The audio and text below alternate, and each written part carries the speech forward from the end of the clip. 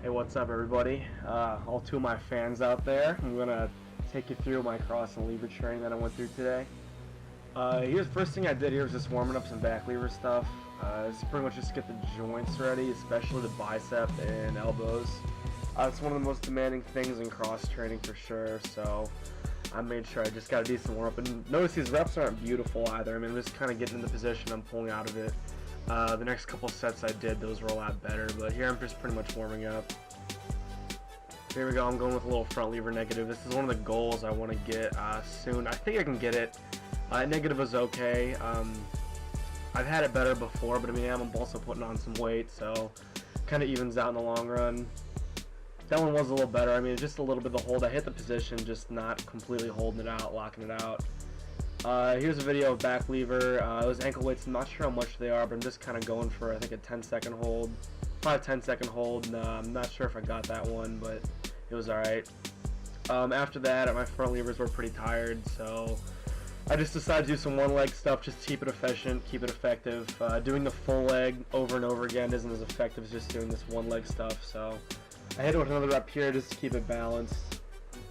One leg out at a time. This works different sides of the core, so I made sure just to keep it balanced.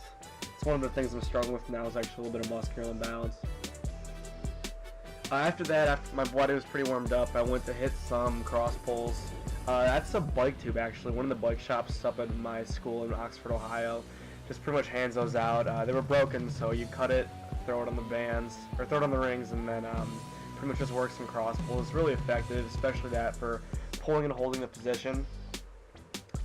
In between a lot of my work, I like to supplement some ab exercises. So right here, I'm just shooting for a 20-second hold, and these pretty much suck, but they're pretty great too. So,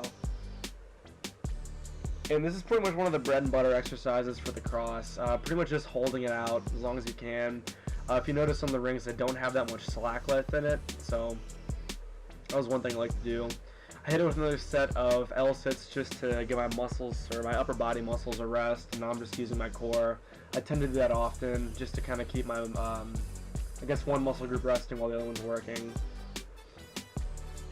Oh, and those are pretty rough on the hips, so I make sure I stretch them out whenever I'm doing it. Here's another cross supplementary exercise. Pretty much throw your arms in between the straps, and then just lower down in that L position. This one takes a lot of the pressure off the joints, so it's one thing you want to do after you're a little bit tired. You notice a lot of the training, your elbows are going to be the first thing that gives out in the cross pulls. So after that, I switched it up to hitting with some flat flies, and this is actually one of the bread and butter exercises. So you can see here, I'm just going down all the way with locked out arms. This one you can actually start scaled by doing like 45 degrees, but when you get stronger, you can start doing it flatter. And I think this is one of the best exercises to help strengthen the elbow and tendons around it. So I hit this, I think, for 3 sets of 5.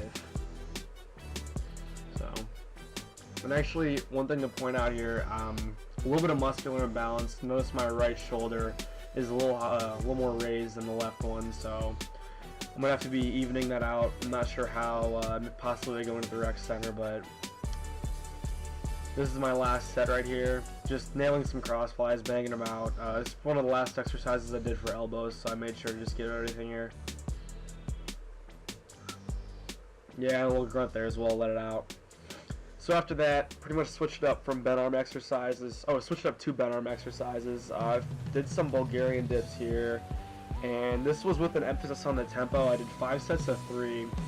So the way I structure my workouts is, first of all, intensity, or no, I'm sorry, complexity, that comes first. I follow that with intensity and volume. So I'm pretty much hitting a little combination of intensity and volume here because my elbows are pretty much shot. So this is essentially an accessory work exercise that I like to do. I bang that for one more rep here, because once your elbows are done, you're pretty much working the same cross position between your elbows and your shoulders. It's the same position, except it just takes all that hard elbow pressure out of it. And after that, pretty much done with cross stuff. I just wanted to hit some chest and tries. Doing the weight vest, it's 40 pounds. I think I did 5 sets to 8 here, and kind of emphasizing the triceps here.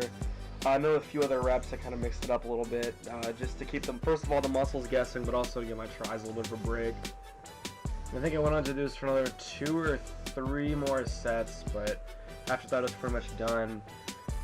Since on these cross and lever days, my elbows are shot, really focusing on that. I did one last set it was essentially Maltese holds. I mean, this is the stretch goal for me. I do want to get it eventually, but I mean, it's going to take some time. I throw this exercise in here because I can give my elbows a rest on the other days. I hit that for 3 sets of 8. And then pretty much at the end of it, just kind of milking the chest. I didn't have much else to give, but just wanted a little chest pump, finish it out for the chest and try day as well. So yeah, that's it.